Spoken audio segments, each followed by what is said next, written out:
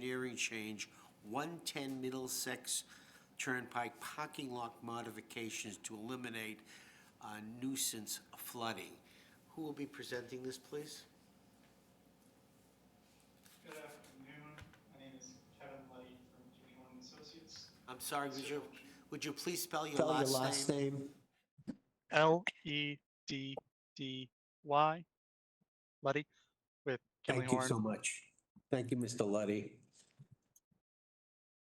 Here with me is Mr. Mark Newman, NEWMAN, of Brixmore Property Group, representing the applicant and the owner.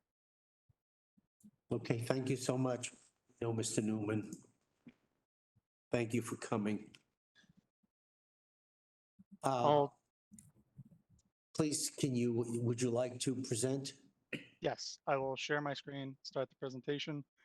A site that likely does not merit further introduction, located at 10111 Middlesex Turnpike, adjacent from Burlington Mall, between the Burlington Mall and the Vinebrook well fields.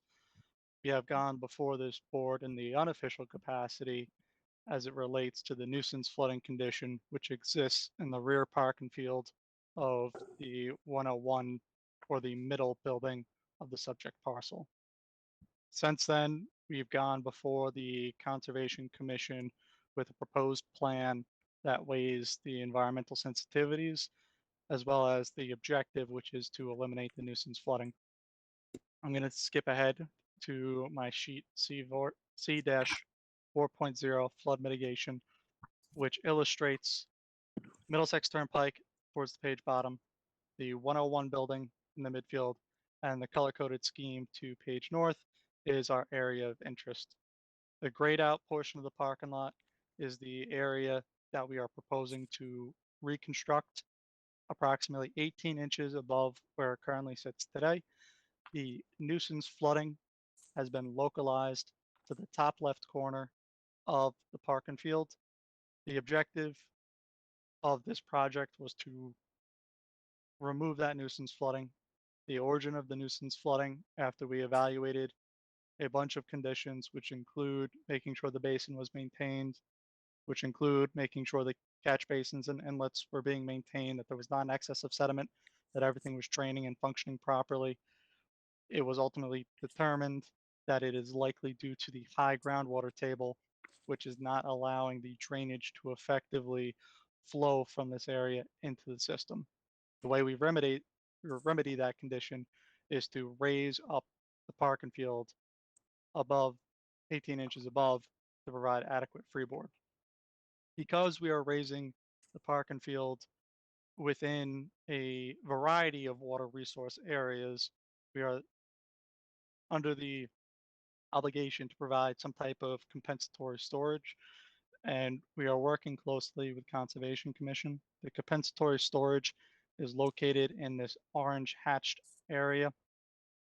The objective of this is to provide some type of mitigation for the loss of flood storage. Because we're raising the parking area, we would then need to lower some of the green space associated with this project to provide the 1-to-1 ratio.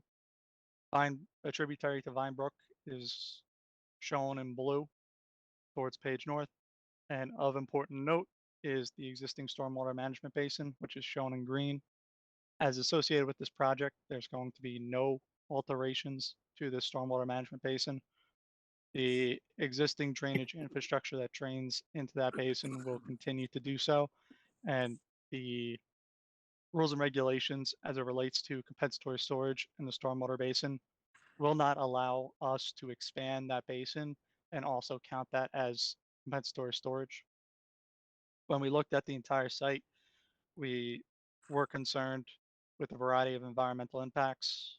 Vinebrook, the wetlands located in close proximity, and the bordering land subject to flooding, which is a variety of environmental constraints.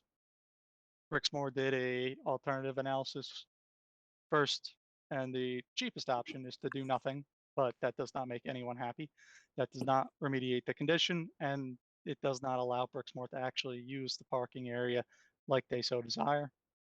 Option 2 would be a substantial overhaul of the square, which would raise a significant portion of the parking areas above the FEMA flood elevation where it currently sits. This would eliminate the nuisance flooding not only here, but also prevent it from occurring at other locations. However, the trade-off here comes with a lot more environmental impact to the 100 and 200 foot vegetated wetland buffers, to the riverfront buffers, as well as a greater requirement to provide compensatory storage, a requirement that we cannot hope to fulfill on this parcel due to the fact that it is already rather developed. Option 3 was a blend of the first two options. Take a more surgical approach and limit the reconstruction of the parking area only to the area that was affected by flooding, and to perform compensatory storage as required there too. We did a little bit more than that. We expanded the limits of reconstruction to this entire rear parking field to make sure that this nuisance flooding condition will not persist after the parking field is reconstructed. One of the sticking points as it sits now, as we prevented this application to the Conservation Commission, is the requirement to provide a one-to-one at specific elevations of compensatory storage to Vinebrook. It is our contention, and this falls mainly within the jurisdiction of Conservation Commission, that the site does not need to require one-to-one at explicit intervals as required by the code, due to the fact that this area is ineffective, bordering land subject to flooding, and that it would not ordinarily store and detain in any meaningful way the floodway and floodwaters of a storm. That said, the other side of the storm is we do want to be environmentally sensitive. We are aware that there is an impact, hence the need to try and follow the spirit of the law as best we can. And that is why we came up with the compensatory storage area shown in orange as depicted. That is the project update in a nutshell. We're here before you trying to get a proverbial thumbs up on the minor engineering change, so that way we can proceed with planning and then return to the Conservation Commission with both comments and hopefully approvals from the Board of Health and the Planning Board.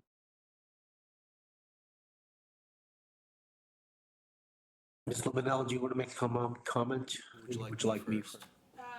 Well, I think Christine can probably give a good overview of, they had a meeting today at the DCM, and there were other departments there, and this was discussed. That would be good. So a couple of the issues that are outstanding on this project are that they've opened at Concom, but they're still under consideration by Concom for the issue of the one-to-one flood compensation. And they're close to it, but not quite at one-to-one yet. And so that remains open with Conservation. The other thing that Conservation is waiting on is comments and feedback from DEP on the design, as well as from the Natural Heritage group. And we brought it to you here now because the Planning Board was seeking comments by April 15th. And they're not going back to Concom until April 25th.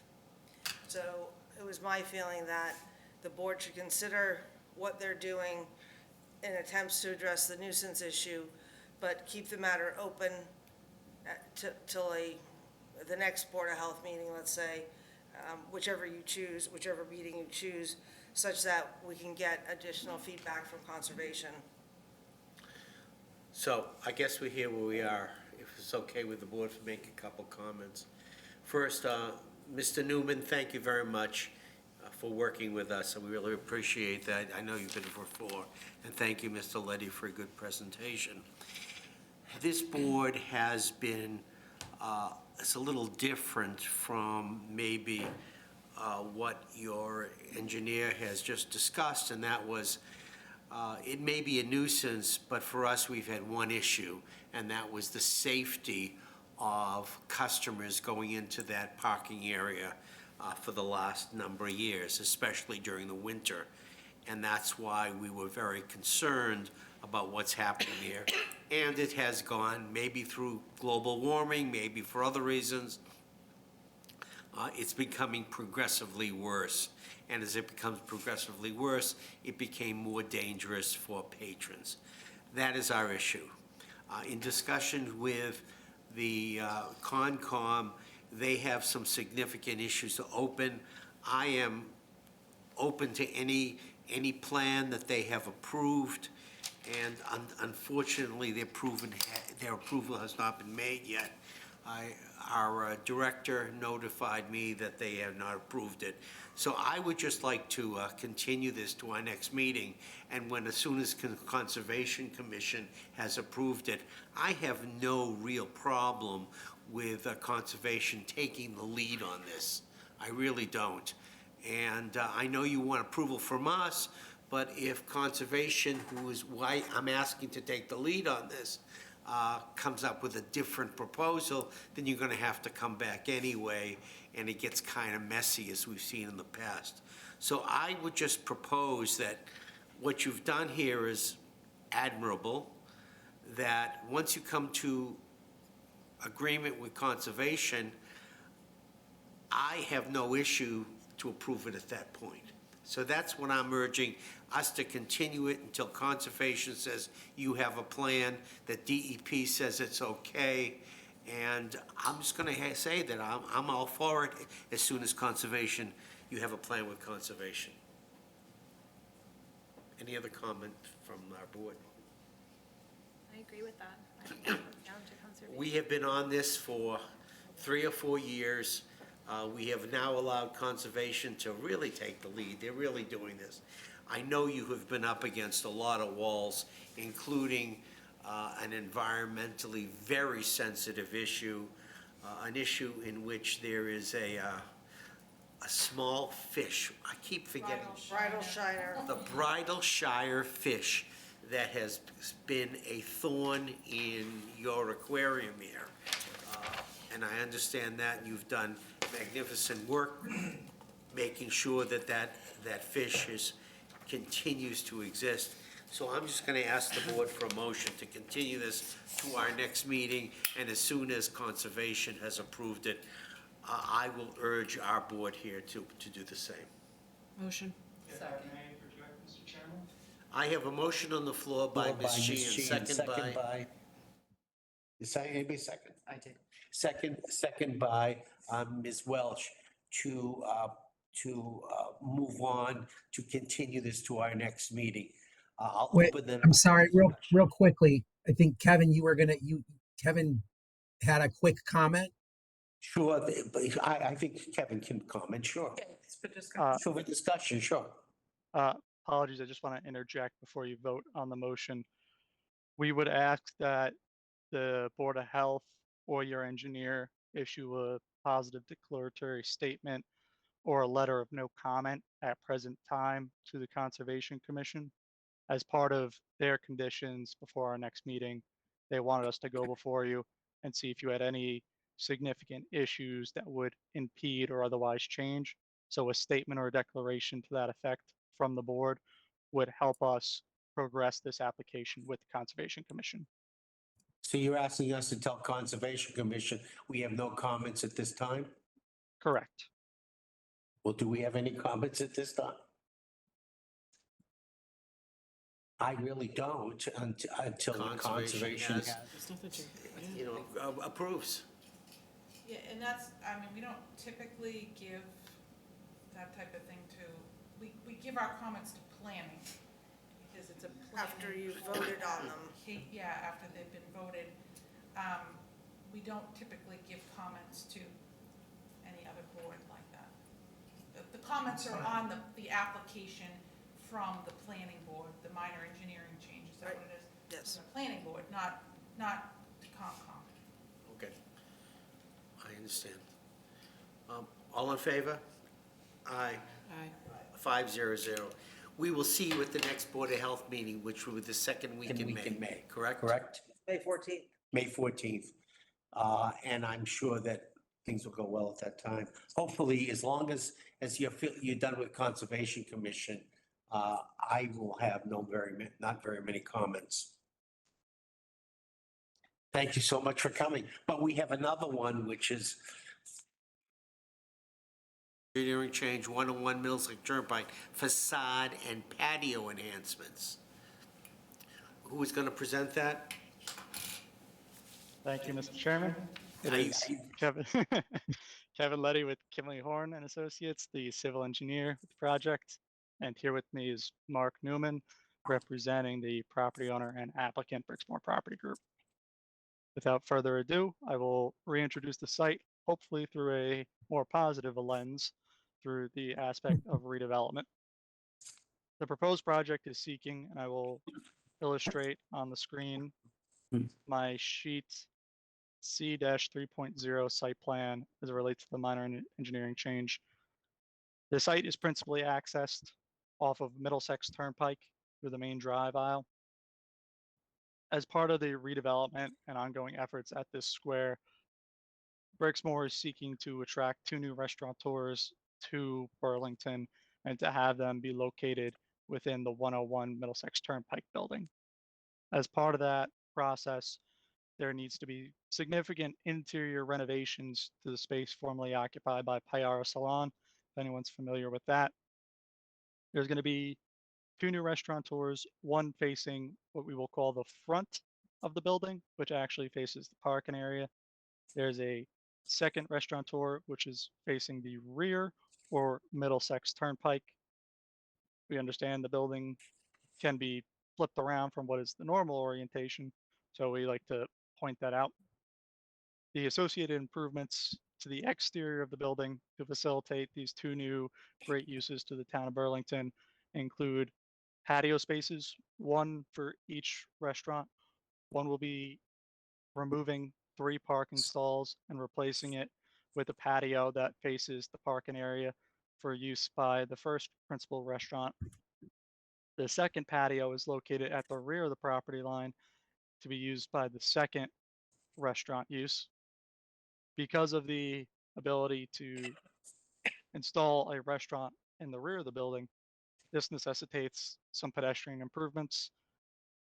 Principally, we're adding a new sidewalk along the building face to allow for folks to enter that rear-facing restaurant and to access that rear-facing patio. To maintain a good ambiance, to maintain the aesthetic appeal, we are continuing to provide a landscape buffer between the proposed curb and the driveway, and this buffer is going to be much enhanced from what is currently there today. Consequently, we are taking a small portion of the existing driveway to provide for additional traffic calming and to hopefully slow some folks down as they're entering into the site. Other things of note to be aware of is that there is a new rear-facing sidewalk.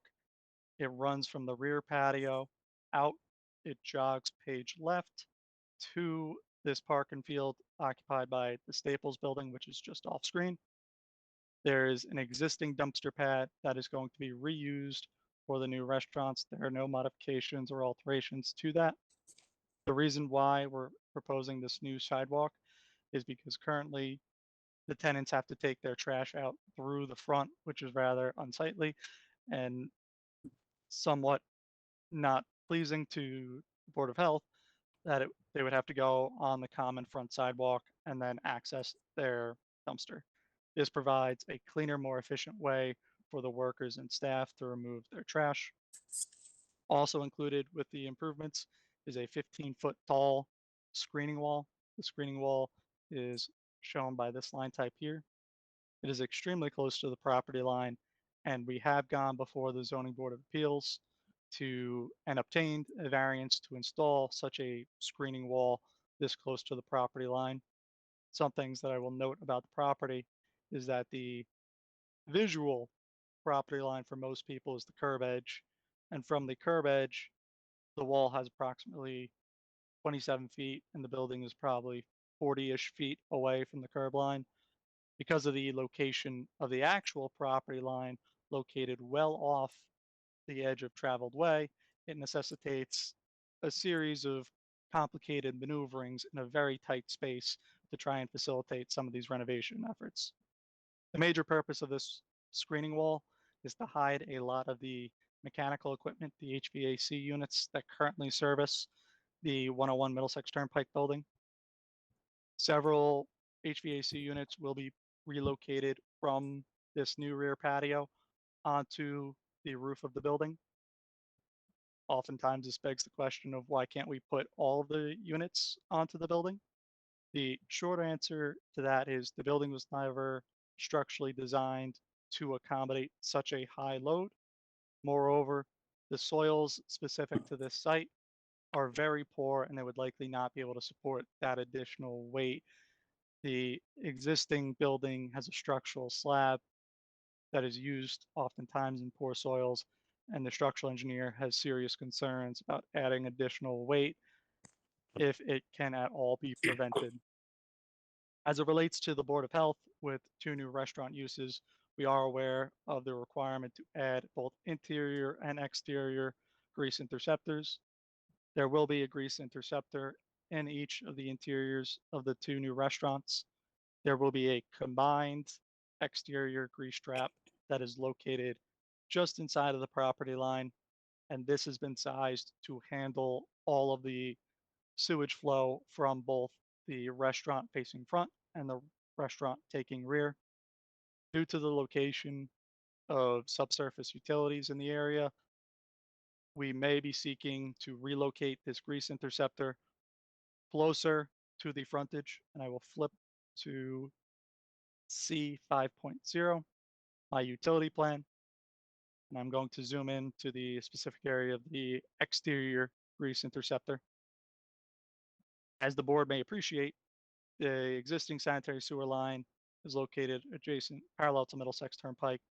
There's an existing drainage line parallel to that, and there's not much space between the existing drainage line and the building for us to actually install an appropriately sized grease interceptor, hence the need to locate it between the drainage line and the sanitary sewer. We are in discussions with town DPW to determine their willingness to allow this sanitary infrastructure to be partially located in the town right of way. With that, I believe I've summed the major issues associated with the project, and I will leave the board with a good visual of the proposed landscape buffer that the applicant is proposing as part of the traffic calming and overall aesthetic improvements associated with this project.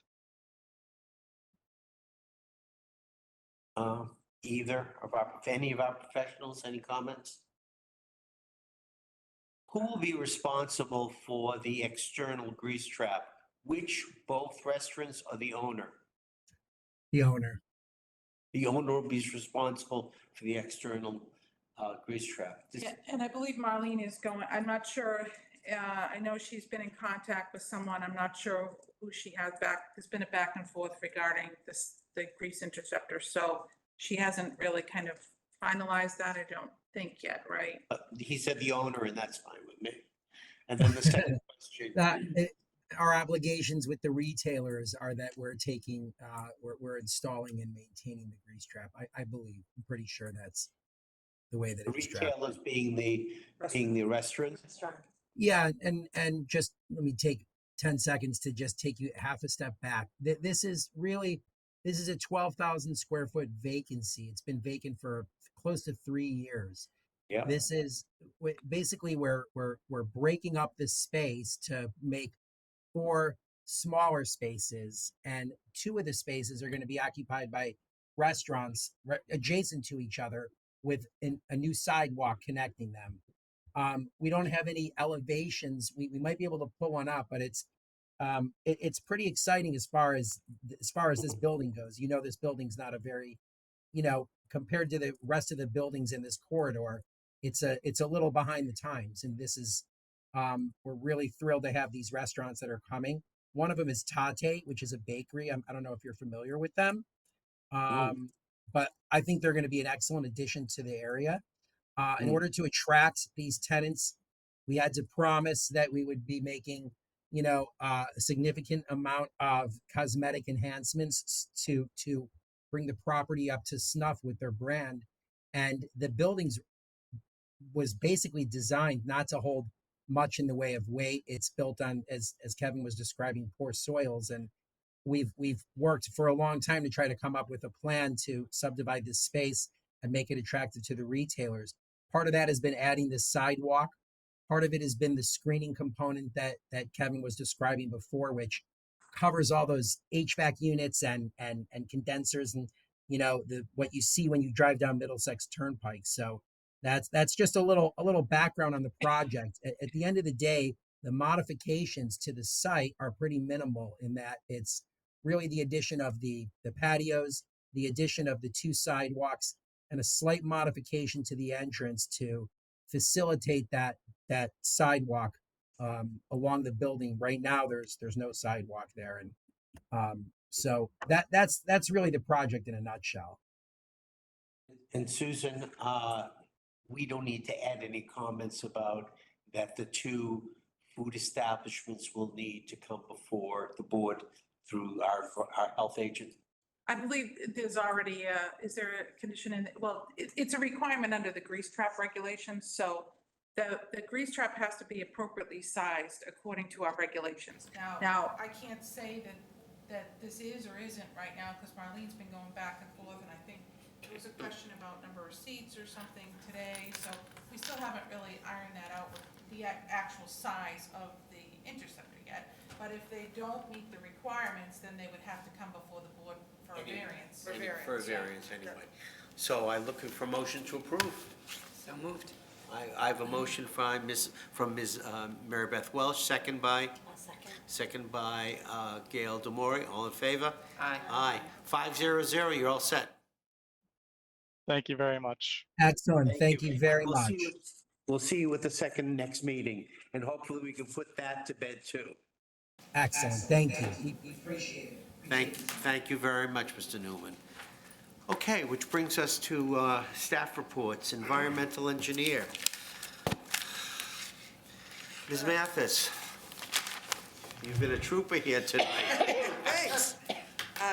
Just one highlight or reminder, Household Hazardous Waste Day is on May 18th, coming up faster than I've been thinking, so just a few weeks away. And it'd be nice if you are not doing anything that day, please come and help. And maybe you've been so helpful giving me, maybe you could Kind of help. fun. Yeah, you've been helping me direct traffic now for years now, so that's wonderful. So, look, please think about coming for a few hours, and you can take whatever you want home. Anyway, that's an old joke. But, okay, any other questions for the environmental engineer? I have one. Fox Hill School remediation, you've been involved in that? Fox Hill what? School renovation, not renovation, buildings. I have renovation here, it's building. Yeah, they came to a DCM and presented the latest on the design, and since they're putting in ground source heat pumps to heat the school, and to cool the school, they'll require a well permit from the board, as well as grease interceptor and plan review designed by the health agent. And then the second question I had is, we have a Board of Health intern that you will be giving a project to. What will the project be? Well, she's been working on several projects, mostly for Susan, but a couple for me. She's been working on identifying potential hazardous materials storage facilities that aren't on our current list of permittees by looking at various directories and like the DEP hazardous waste generators list and comparing that to our current list and stuff like that. Then we'll do some sort of outreach. And who was that person? Do you have a name? Her name is Carly Sabag, and Oh, good. she's almost done. She's got, end of April she'll be done. And she's from which school? UMass Lowell. UMass Lowell. Public Health. From your esteemed professor's acquaintance. Right, so and another professor over there who I made the acquaintance to that continues to send me over interns. So I'm sure there'll be more in the future because she keeps sending me. Well, they've been outstanding interns. Thank you. Will we have a report before us and let them shine and? Well, so she's done at the end of April. I could ask her if she can come back in May. She Would you may ask her want for to. I'll the ask May her. meeting? Yeah. We would like to honor her as we usually do, Okay, all right? If she can, if she can't, we'll send a letter anyway, right? Okay, yeah. I'll be happy to send a letter, thank you. Did you have any questions for me? I didn't. Okay. Thanks, Kristen. Okay, do I have a motion to approve the environmental engineers report? Motion to approve. I have a motion by Ms. Sheehan, second by Dr. M. All in favor? Aye. Okay, we have now the Associate Director of Public Health, Michael Green. I think we had something special that he was going to be doing on that. Yes, he's going to give us a health care update. Yes, Mr. Chair.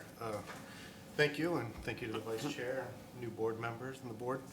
Carly Sabag, she also worked a lot on the Community Health Fair, which is coming up in a little over a month. That's going to be May 11th at the Burlington High School from 10 to 1 p.m.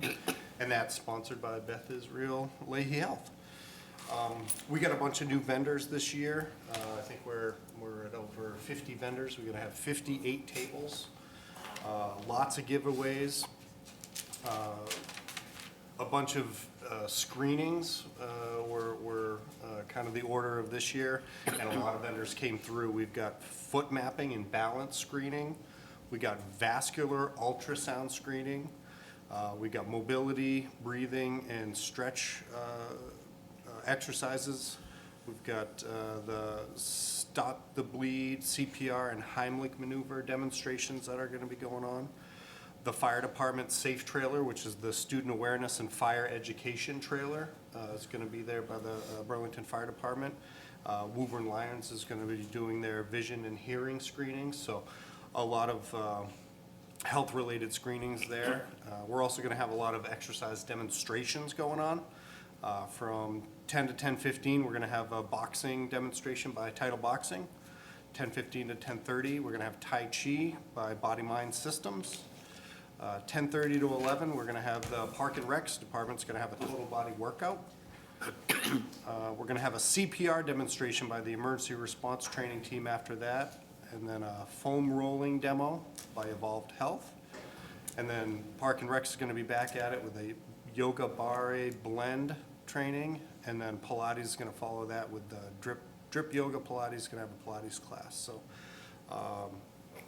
like I said, 58 tables, 32 of them are going to have raffle items and numerous giveaways. They include everything from bike helmets, self-care bags, flower baskets, 1 month swim lessons, free chiropractic visits, foot massage devices. You name it, there's going to be a lot going on, so it's going to be a good one this year. And the hours for everybody listening? Yep, that's going to be 10 to 1 again on May 11th, so just over a month away. Any questions? Please. No, I don't. I'm sorry. I said I did. Okay. I have just one comment. Last month, you brought a program to this community that brought the annual meeting for our Burlington Medical Reserve Corps, and you hosted Dr. Al DeMaria.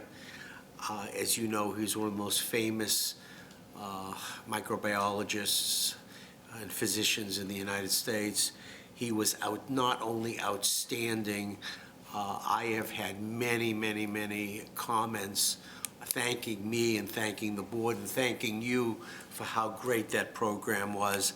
I had the opportunity to spend about an hour with Dr. DeMaria afterwards.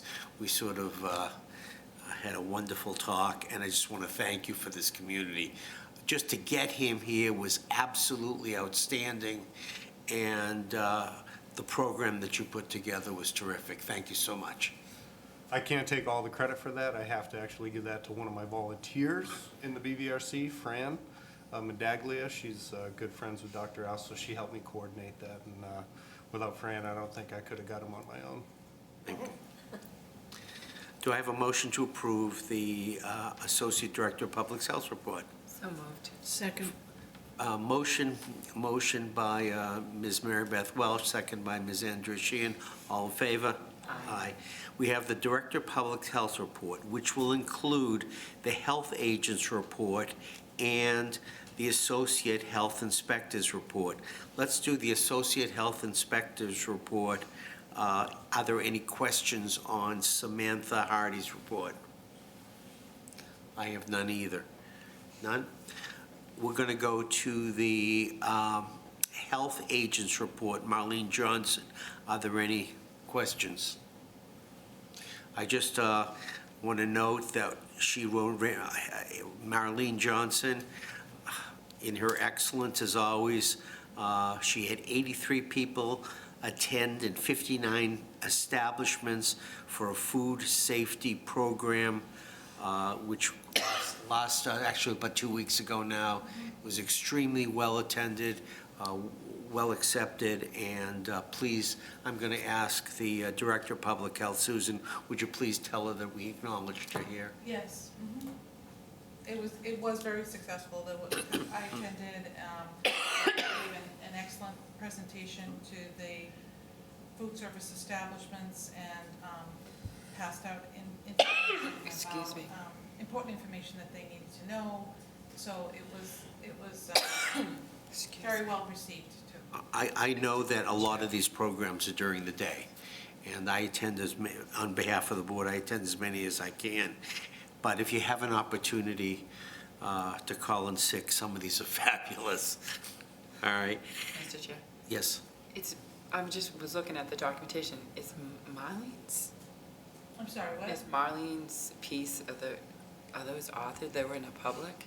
Are those- Oh, so that, you're talking about the. The PSRC digest? Yeah. So that it has to do with the regulatory standards that we've been working on. And so that's run by the FDA, the grant that we got for the standards. So she's been working on those standards and has been completing requirements of that to, and given them to the FDA, and they published it in their. Yeah, that's what I know. I think that's Yeah, pretty impressive. A member of our staff. Working on protocols, the investigation form is something that we've had, and then the foodborne illness manual. I think mainly it's been she's been doing a lot on the protocols, making sure our protocols are in line with what the FDA recommends. And so, yeah, and then they publish these documents in there. I think she should be noted for that. Thank you. She made Yeah. that available to, I think they're made available to others Class. too. Yeah. We've said this many times, we have an incredible set of professionals here. Which leads us now to the Director of Public Health, Susan Luminello.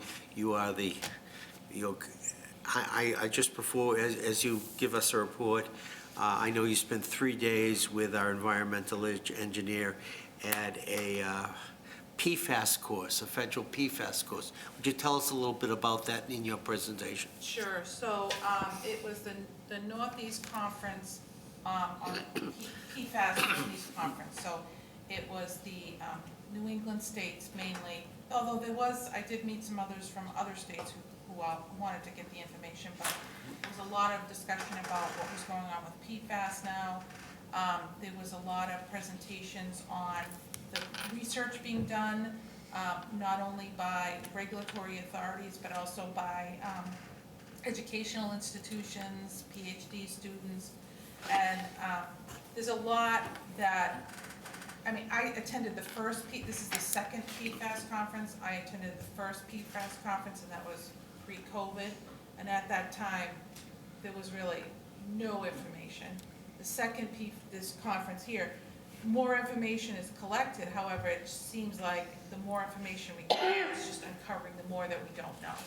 So there has been some regulatory strides towards PFAS, this discussion. I know Maine is gonna, it has a regulation, that, I guess their equivalent of our Mass DEP on PFAS.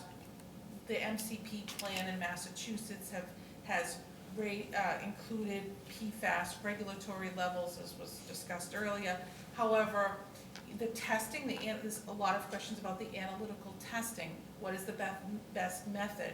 How, because PFAS is in everything. It's not only in soil and groundwater, it's in a lot of consumer products. In things in our household. So like, what is the best way to test those things? So there's discussion about that. There's discussion about, in Maine, PFAS it was discovered in the land. They put cover on top of the farms, and that cover, now they've found out it contains PFAS. So what is the uptake from the plants, for the PFAS, from the PFAS soil? What are the levels in the soil? What is, also too, there's a lot of risk assessment that needs to be done on what is the effect of humans, what is too much, what's the toxicology of it. So there's still a lot to be learned, and it's just beginning. It's just really the tip of the iceberg for PFAS, because I guess the drinking water is the first step.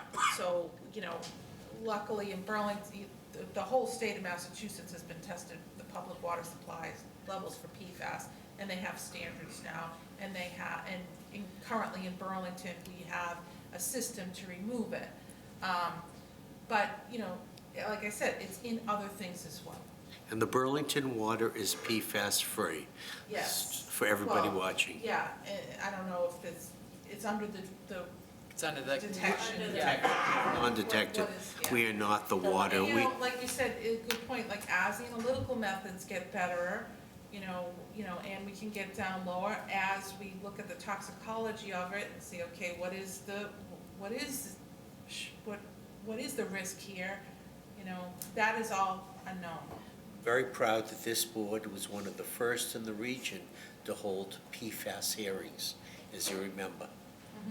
So we did it, and we ultimately made Burlington's water as PFAS-free as possible. So, but this board did it. And we are not the water commissioners. Those are the selectmen. We have nothing to do with the water in town. Do I have a motion? Any other questions? There's a motion to approve the health, Director of Public Health's report. Motion. A motion by Ms. Demore, second by Ms. Sheehan. All in favor? Aye. Aye. Which takes us to the end here. I wish everybody a wonderful week, a blessed Eid, which is 2 days, the day after tomorrow, or is it tomorrow? Tomorrow. Tomorrow, blessed Eid, a happy Passover, the fourth week in April. We will be back May 14th, and please, everyone, be safe and wash your hands. Good night, everybody.